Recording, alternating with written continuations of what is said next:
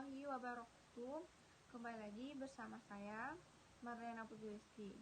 Nah, kali ini saya akan membahas mengenai pembelajaran biologi sel pada materi hubungan atau komunikasi antar sel. Nah, langsung saja kita memasuki ke pembahasan mengenai hubungan atau komunikasi antar sel. Nah, di sini terdapat definisi mengenai komunikasi pada sel. Nah, di mana komunikasi sel adalah interaksi antara satu sel dengan sel yang lainnya ataupun antara sel dengan lingkungannya.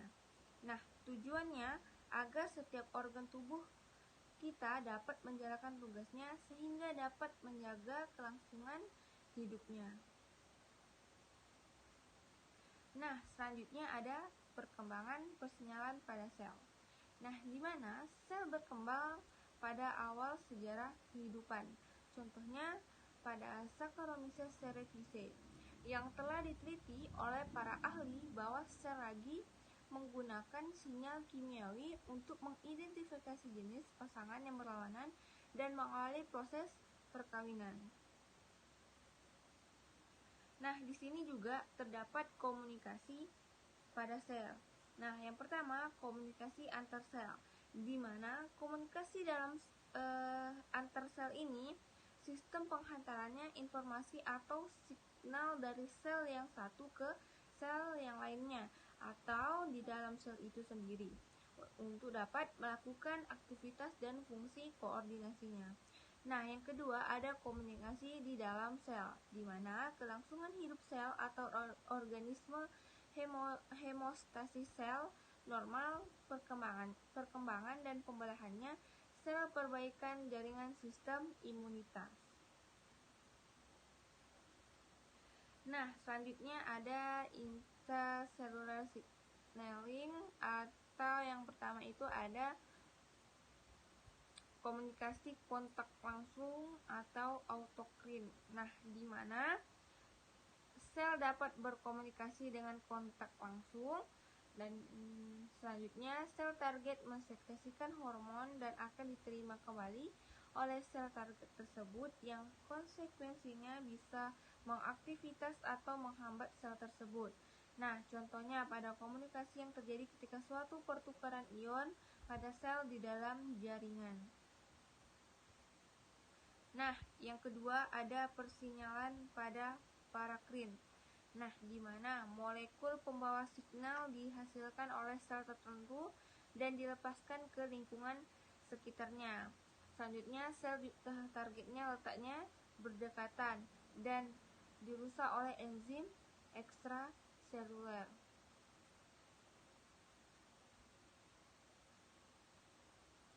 Nah, yang ketiga ada persinyalan endokrin. Nah, di mana dihasilkan oleh sel tertentu dan dilepaskan melalui sirkulasi sistematik atau aliran darah. Selanjutnya, sel target letaknya berjauhan dan didistribusikan dalam bentuk bebas atau terikat dengan protein.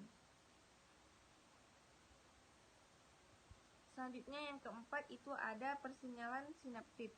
Nah, di mana sinyal sinaptik ini adalah tipe persinyalan jarak jauh melalui sistem persyarafan.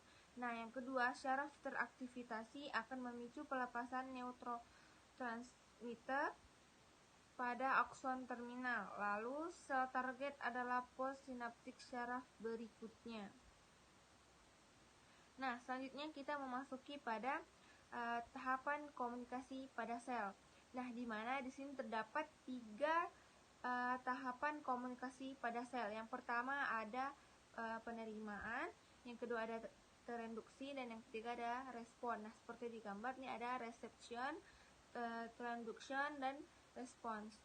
Nah, selanjutnya kita akan membahas satu persatu mengenai tahapan mengenai komunikasi pada sel.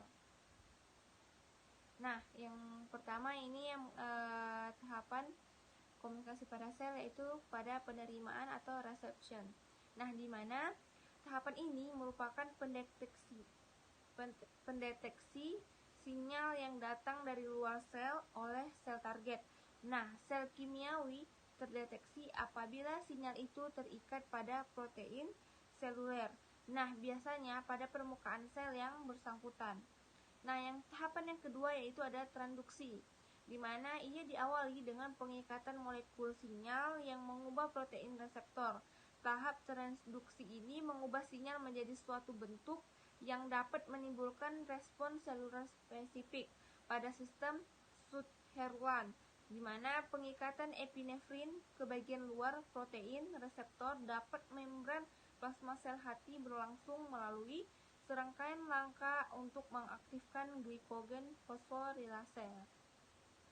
Nah, tahapan yang terakhir yaitu pada respon, di mana pada tahap ketiga ini sinyal yang ditransduksi tadi akhirnya memicu respon seluler spesifik.